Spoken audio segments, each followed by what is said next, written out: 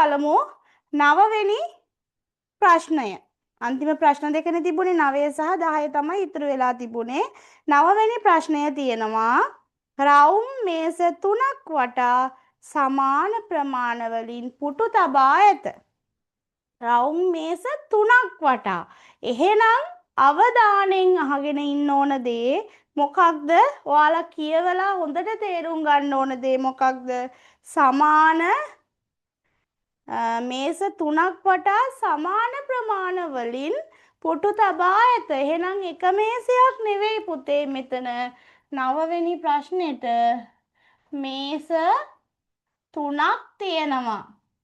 අපිට ඒ ටික අහුුනේ නැත්තම් මොකද වෙන්නේ? අපේ උත්තරේ වැරදෙනවා. එහෙනම් අපි සාමාන්‍යයෙන් ඉගෙනගෙන දෙන්නේ එක රවුමක් වටා තියෙන දේවල් හොයන්න විතරයි. නමුත් ප්‍රශ්නේ තියෙනවා සමානම ප්‍රමාණ වලින් තියෙන මේස 3ක්. ඒකේ පුටු තියලා තියෙන්නේ සමාන ප්‍රමාණ වලින් කියනවා. එහෙමනම් අපිට පුළුවන් උත්තරේ එකකට අපි හොයන්න දැනගත්තට ඒක 3ෙන් ගුණ කරලා පිළිතුර හොයාගන්න. අපි එදා කළා දෙකක් ගැනනේ. හරි. එහෙනම් මෙතන තියෙනවා එක මේසක තොරතුරු තමයි තියෙන්නේ. 3 වන පුටුවට ඉදිරියෙන් 6 වන පුටුව තබා ඇතනම් මම මේක කරන්නම්කෝ. ඔන්න 3 වන පුටුව මෙන්න 6 වන පුටුව. 3 6.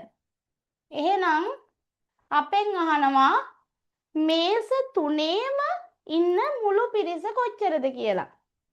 පුතේ මේස 3ේම හොයන්න කලින් අපි එක මේසෙක හොයාගන්න ඕනේ. එක මේසෙක හොයන්න නම් අපි ඉගෙන ගත්ත ක්‍රමයක් තියෙනවානේ. මේ දෙන්නගේ දෙපැත්ත සමානයි කියන දේ අපි ඉගෙන ගත්තා. ඒ රවුමක් තුල මේ පැත්ත හා මේ පැත්ත සමානයි. එහෙනම් අපි බලනවා මේ දෙන්නගේ අඩු සංඛ්‍යාවේ සිට වැඩි සංඛ්‍යාවට ගිහිලා මේ දෙන්න අතර ඉන්න අය කී දෙනෙක්ද කියලා. එහෙනම් 3 සිට 6 දක්වා යනවා. කුඩා එකේ සිට විශාල එක දක්වා තමයි යන්නේ. 3 4 5. හරිම චුට්ටයි ඉන්නේ. කී දෙනයිද ඉන්නේ? 1යි 2යි. එහෙනම් මේ පැත්තේ ඉන්නවා 2 දෙනෙක්. මේ පැත්තේ දෙන්න නම් අනිවාර්යෙන් පුතේ මේ පැත්තේ දෙන්නෙක් තමයි ඉන්න ඕනේ. මේ පැත්තේ දෙන්නයි මේ පැත්තේ දෙන්නයි තමයි අනිවාර්යෙන් එහෙනම් අතරමැදිය විදිහට ඉන්නේ. එහෙනම් 2යි. ඔව් පුතේ. මේ පැත්තේ තමයි. ඔව් පැටියෝ. ටීචර් දෙකේ තිතකොට 6 දෙනයි. ඔව් very good. හරි. මං එතෙන්ට තමයි එන්න ආවේ. හරි පුතේ හොඳයි. මෙයාට 2යි මෙයාට 2යි. මේ පැත්තේ 2යි මේ පැත්තේ 2යි. අපි මේ රවුම ඇතුලේ හොයනකොට මේ කියපු ඉලක්කම් දෙක සම්බන්ධ දෙන්නවත් එකතු කරගන්නවා. ඒ නිසා එතනත් 2යි. 2යි 4යි 6යි. එහෙනම් මේ රවුම ඇතුලේ 6 දෙනෙක් ඉන්නවා. මේ රවුම ඇතුලේ පුටු තියලා තියෙනවා 6ක්.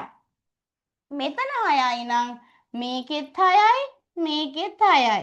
6 ඒවා 3ක්. 6 වරක් 3 ගන්න පුළුවන්. නැත්තම් 6 එකතු කිරීම 6 එකතු කිරීම 6. මෙහෙම ලොකු ටිකක් නැති නිසා මෙහෙම ලිව්වත් ගැටලුවක් නෑ.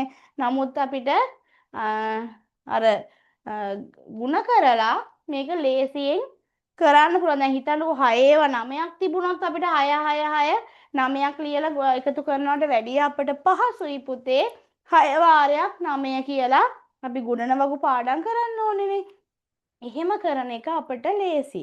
එහෙනම් පුතේ අපි මේකෙදී 6 ඒවා 3ක් එකතු කළත් ගැටලුවක් නෑ. මෙතන පොඩි ප්‍රමාණයක් නිසා නැත්තම් 6 වරක් 3 6 වාරයක් 3 6 වරක් 3 18යි.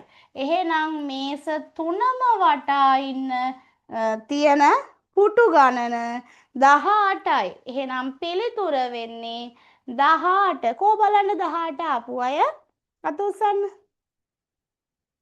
හරි very good. ඕකේ උත්තරේ වැරදි නම් පුතේ ඔයාලට වැරදිලා තියෙන්නේ. එක රවුමක් ඔයාලා හදලා තියෙන්න ඕනේ. රවුන්ඩ් 3ක් කියලා තියෙන කතන්දරේ පුතාලා අමතක කරලා තියෙනවා. වෙරි ගුඩ් අත් පල්ලෙහාට දාන්න හොඳ ළමයි. ඔක්කොම හරියට හැදුවා නම් අවධානය හොඳට තියෙන ළමයි. හරිද? හොඳයි. එහෙනම් ඒගොල්ලෝ තරුවක් දාගන්න. ඒගොල්ලෝ මෙන්න මෙහිම තරුවක් දාගන්න. තරුවක් දාගන්න. ඇයි දන්නවද ඒ තරුව දුන්නේ? අවධානයෙන් වැඩ කළාට. එක රවුමක් නෙමේ රවුන්ඩ් 3ක් තියෙනවා කියන එක හොඳට අවධානයෙන් බලලා තේරුම් ගත්ත අය නිසා තමයි තරුවක් දෙන්න කිව්වේ. මොකද පේපර් වල ඔය වගේ පොඩි පොඩි දේවල් වලින් පුතේ ප්‍රශ්න අහනවා. අපේ සමහර ළමයි ඕවා ගැන අවධානය යොමු කරන්නේ නැහැ. එතකොට තමයි උත්තර වැරදෙන්නේ.